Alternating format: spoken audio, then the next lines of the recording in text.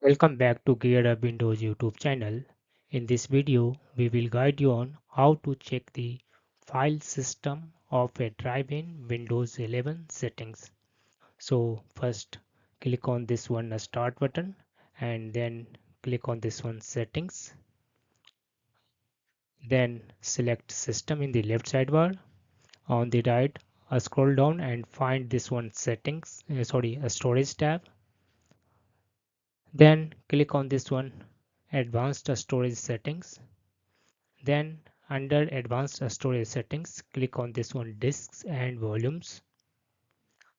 Here you will find your file system like FAT32, NTFS or whatever you have formatted on your PC. That's all about this video. If you are new to our channel Gear Up Windows, kindly subscribe it, and if you love this video, press thumbs up.